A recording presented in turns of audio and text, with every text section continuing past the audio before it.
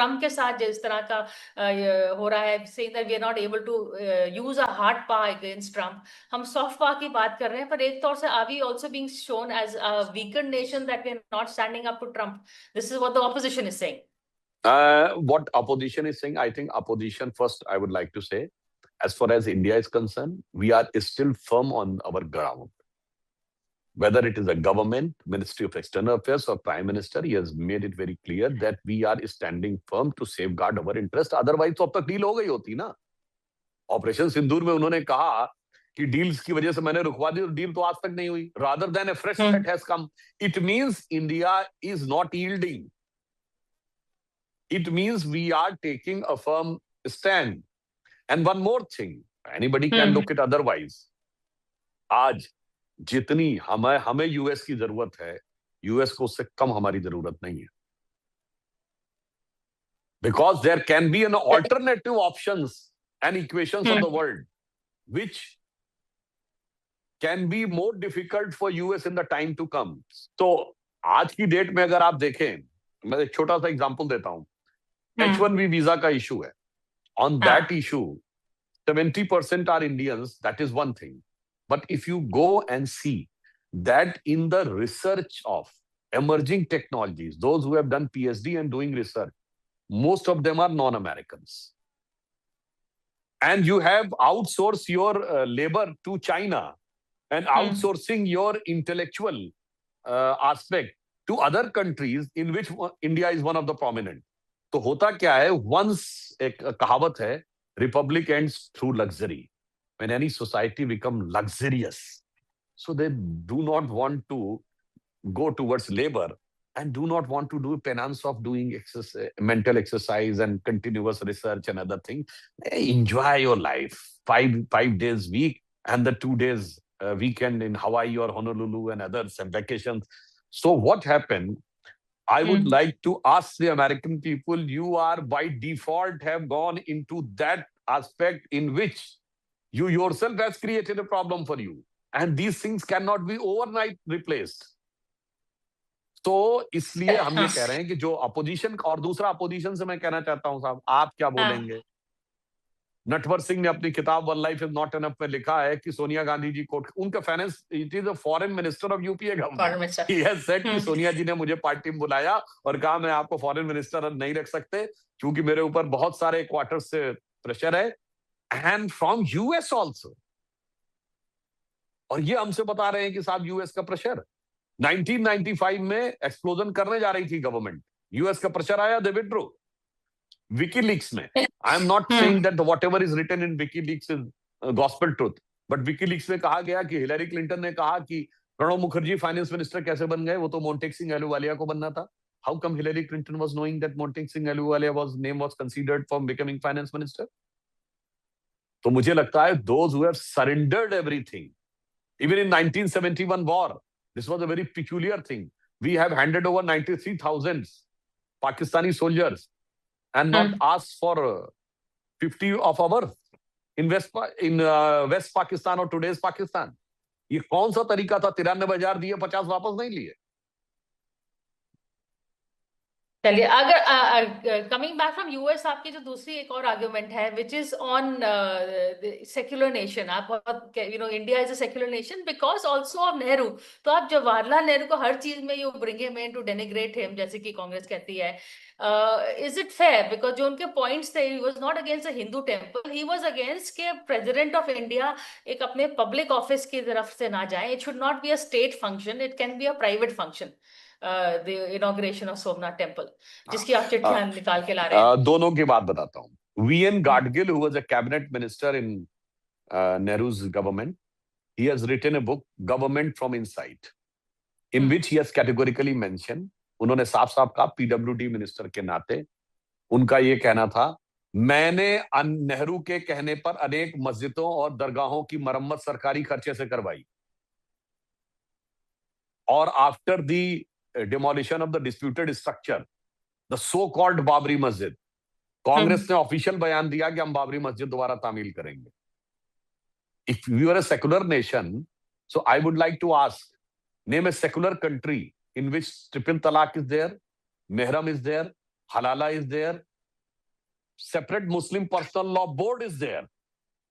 Waqf board is there. Places of Worship Act is there. And if there is a conflict between the Supreme Court and Sharia, I'm referring the Shabano case of 1985. In that case, Right. Parliament has trounced the Supreme Court judgment and put Sharia over and above the Constitution.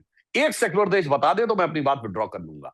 Actually में नेहरू जी और कांग्रेस के लोगों ने भारत के संविधान को एक partially मुस्लिम constitution बना दिया.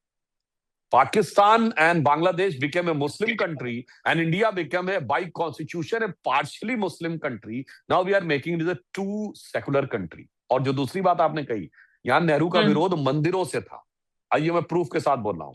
17th of March 1959, Jawaharlal Nehru Lalit कला अकादमी में एक इंटरव्यू स्पीच देते हैं, जो नेहरू मेमोरियल लाइब्रेरी और ऑल इंडिया रेडियो के टेप्स दोनों में अवेलेबल. विद डेट बोल रहा हूँ, 17th of March 1959. वो क्या कहते हैं? मैं साउथ इंडिया के मंदिरों में जाता हूं, दक्षिण भारत के मंदिरों के बड़े बड़े कॉरिडोर में जाकर मैं डिप्रेस्ड फील करता हूं. मैं समझ नहीं पाता हूं कि मेरी स्पिरिट क्यों डिप्रेस्ड हो जाती है, मगर वही जब मैं ताजमहल के सामने खड़ा होता हूं तो मुझे बड़ी ताजगी महसूस होती है. From Somnath to Babri, they all were against the Hindu temples, but very much in favour of, from sharia to personal law board to madrasa and other things to hajj subsidy. They were all in favor of one. So they were not secular. That was a pseudo-secularism. That's why I say secularism is not in danger in India. India is in danger because of pseudo-secularism. How do you define secularism? It is very categorically defined in Constitution. In the Hindi translation, it is Panth Nirapekshta. Neutrality. Like any country should not have bias towards one. Any religion. परंतु यहां आपसे मैं पूछना चाहता हूं ना कि भाई वक्फ बोर्ड जैसा एक्ट सिर्फ मुस्लिमों के लिए है, किसी दूसरे के लिए है क्या? Forget about Hindus. सिख के लिए है, क्रिश्चियंस के लिए है, पारसियों के लिए है, यहूदियों के लिए नहीं, जैन्स के लिए नहीं. दैट्स व्हाई सेक्युलरिज्म का मीनिंग हो गया इंडिया में एंटी हिंदू. मैं आपको रिमाइंड करना चाहता हूं 1996 में सुषमा स्वराज जी का बड़ा फेमस भाषण है on the 13th day government of Vajpayee ji. उन्होंने कहा था भारत में सेक्युलरिज्म का मीनिंग ये था, दिल्ली के बौद्धिक प्रतिष्ठानों में, कि आप भारतीय होने पर ग्लानि का अनुभव करें और हिंदू होने पर शर्म का अनुभव करें, then you will be considered as secular. हमारा मानना है कि हम उस संस्कृति का होने पर गर्व का अनुभव करें जिसने इतिहास के अनादिकाल से आज तक हजारों आघात. अब ये सोमनाथ का उल्लेख है.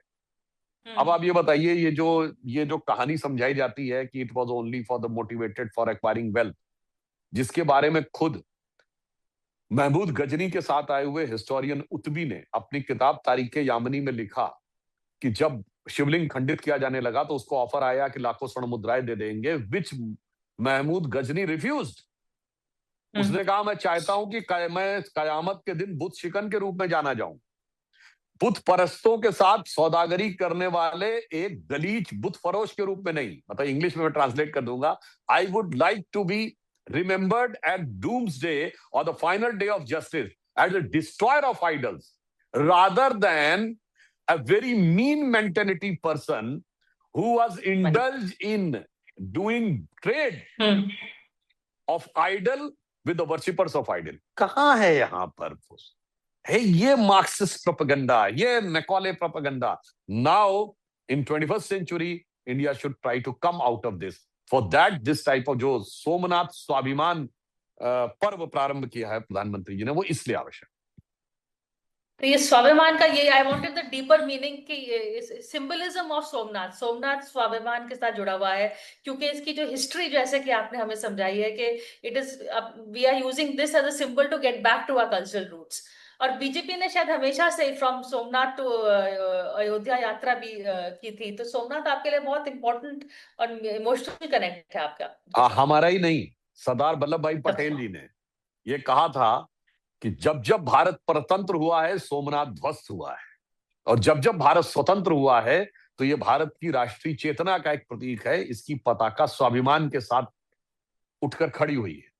तो सरदार पटेल जी ने ये बात सोची थी. राजेंद्र प्रसाद जी और कांग्रेस में सारे लोग विरोध में नहीं थे.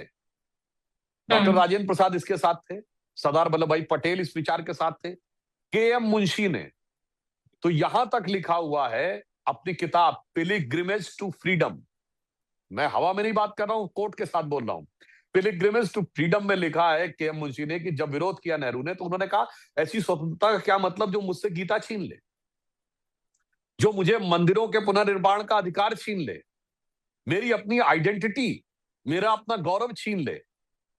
पुरुषोत्तम दास टंडन इस विचार के साथ थे, डॉक्टर संपूर्णानंद इस विचार के साथ थे, मगर नेहरू जी ने सिस्टमेटिकली कांग्रेस के अंदर के सारे राष्ट्रवादी नेताओं को साइडलाइन करके डिमोलिश कर दिया जस्ट फॉर दी, अब मैं ये कहूंगा कि जो डॉक्टर अंबेडकर ने इसको प्रयोग किया इसलिए वो इस पे ज्यादा वो ना, उनके मन में डॉक्टर अंबेडकर ने शब्द प्रयोग किया, वो मुस्लिम मैनियक हो गए थे, मेरा वर्ड नहीं है, ये जालंधर में स्पीच दिया है डॉक्टर अंबेडकर ने, तो उनके अंदर जो सेकुलरिज्म का सुरूर था वो इतना गहरा था कि उस कारण से ये समस्या आई। तो हमारा कांग्रेस से विरोध नहीं है, कांग्रेस के अंदर एक से एक ऐसे लोग थे जो इन विचारों के साथ थे। नेहरू की वो परंपरा जो गुलामी की मानसिकता का प्रभाव था, उसके ऊपर हमारा विचार है। और मैं फिर ये बात कोट कर दूं, क्योंकि आपके ग्रुप से भी बाई चांस गार्डियन नाम जुड़ा हुआ है, तो when on 16th of May 2014 when Shri Narendra Modi ji first time won the election and BJP got a clear majority under the leadership of Shri Narendra Modi, so on 18th of May 2014 the state of London had an editorial and the head was so और क्या था, 16th of May 2014 should be remembered in Indian history as the day on which Britishers finally left India. कि उससे पहले जिन लोगों ने rule किया उनके ऊपर कॉलोनियल माइंडसेट का हैंगओवर इतना था